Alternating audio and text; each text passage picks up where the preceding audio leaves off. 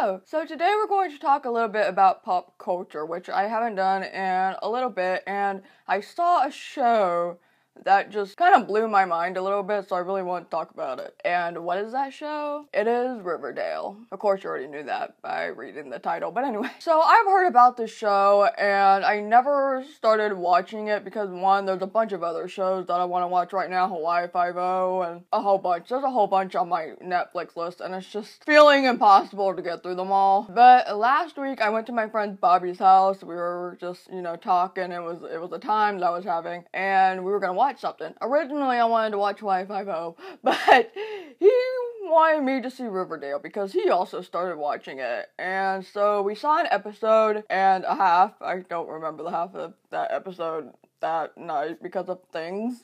And I thought, I am very intrigued, and now I have to see the rest of the show. Let me just say two things. One, this video is going to contain spoilers, so if you haven't seen the show, you are more than welcome to watch this video, but don't yell at me about spoilers when...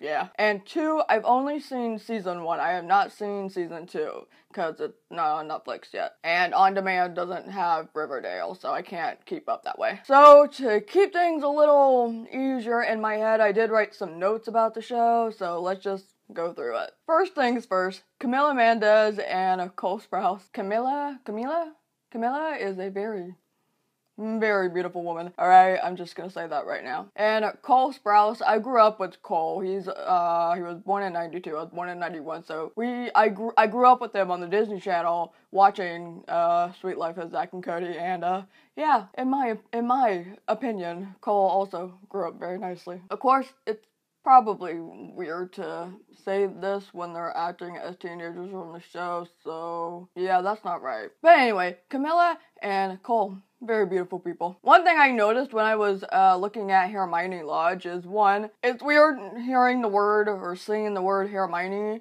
in anything other than Harry Potter, because that's the only place I've seen the name. But most importantly, if anyone grew up with Charmed and watched Charmed, more specifically, I think, like, season 5 and 6, when Chris comes in, when the second Charmed child comes in, Hermione Lodge, the actress who plays her, was Bianca. And when I was watching her as Hermione in the show, I just kept looking at her, and I'm like, why does she seem so familiar? And alas, she played Bianca, the girlfriend or fiance of Chris. Love seeing her. Now, let's move on to the actual, show part. And one of the things that I really noticed watching this show, especially in just the first episode, just in maybe the first 15 minutes, this is the show, this is the, what did I write it as? The abusive parent show. From Betty Cooper's parents, mostly her mom. I mean, her dad was, but maybe it's from personal experience, right? But just the mom, right? But then also Cheryl and Jason's parents. Oh my God, they're the worst. They're worst, and I got so physically uncomfortable watching those two.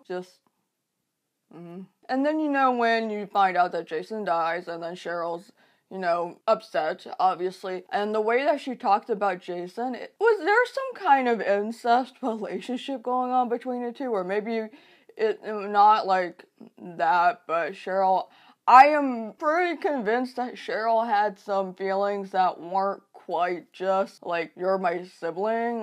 It was just, that definitely made me feel a little uncomfortable. And as they were going through who killed Jason, part of me was thinking that maybe Miss Grundy was the one to shoot Jason, because there was a little bit of motive there, I guess, because Jason and Miss Grundy had a bit of a relationship going on, I think. Then as it just kept going, I was thinking, okay, it doesn't seem like it's her, but I also feel like Miss Grundy, left the series too quickly, it was kind of, left out of left field. I don't know, but then I kind of easily forgot about her once she left. The ultimate reveal, when we find out that the father, Jason and Cheryl's father, actually killed Jason. Half of me was surprised and half of me was not. Because as you know, the build-up is coming, the episodes are going, and the way that the father is acting, I'm thinking, okay, it's one of the parents Definitely, because this family is so dysfunctional and the parents are so awful that it just has to be one of them. I can't believe that it's a serpent.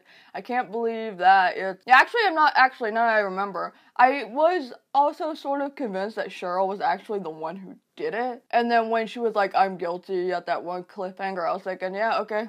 Yeah, but then I thought it was too soon for this. Like, we're not pulling an L word. We're not pulling a whole Jennifer Schechter thing. But then once we get to the actual reveal that it's one of the parents, I'm going, that makes absolute perfect sense. I will say, I wasn't expecting the whole drugs thing, no. It shouldn't shock me because that's used all the time in TV, but I didn't completely see that coming. And then I finally got to the season finale. It took me a couple of extra days because I was dealing with other stuff, and I finished it last night because I wanted to do this video today, so I told myself I need to finish the season finale. I have a lot of feelings about this, especially about Cheryl. When she tried to kill herself, that made me a little bit emotional, and when she was burning down her home, that made me feel very, very emotional. Fred getting shot, and I did already look, and I found out that Fred is still alive, so that makes me happy, but I did not want to wait until season 2 to find that out. Like, I don't know when I'm gonna be able to watch season 2, and I just didn't want to wait. I needed to know now. I needed to know now if he was alive or dead. And so, moving on back to Cheryl,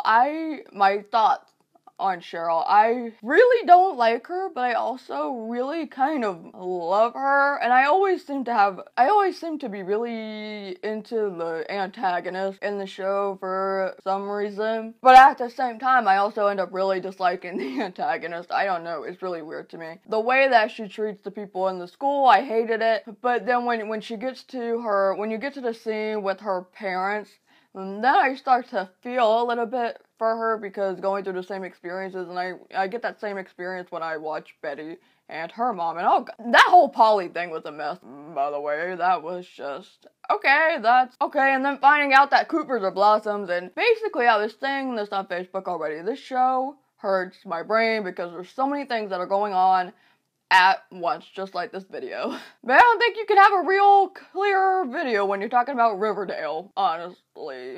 So I was trying to figure out what I really think about Cheryl, and I have such conflicting thoughts, I really just don't know. But I would love to know what you think about Cheryl, and Veronica, and Archie, and Betty, and Jughead, and I'm very curious to see what happens with Jughead, because you know when you get to the end, and the serpents give him the jacket, and you know, Betty is right there, and she sees that he's really into having this jacket, and putting it on, and I'm guessing in season 2, I'm gonna see that he really starts to have this, I guess, identity crisis, for lack of a better word, where he's gonna feel attached to the serpents, but also attached to Betty, but Betty isn't gonna like the fact that he's with the serpents, and then it's gonna kind of be like a tug-of-war type of thing between these 3 different people, or these 2 different people and this whole group of people. That's gonna be interesting to see. Those are my thoughts on Riverdale. I would love to know what you think about the show. Please, no spoilers for season 2. Let me know your thoughts on Cheryl, especially because I'm just so confused. But also let me know your thoughts on the show. But before you go, if you haven't, consider being a patron on my Patreon. Depending on the monthly tier that you pledge to, you get certain kind of perks, and it helps support my content. It's a great way to support other people's content and, you know, get some stuff out of it. It's a little service type of thing. If Patreon isn't your thing, I do have a coffee link down below that you're welcome to check out if you wish to. And I'll see you later. Bye.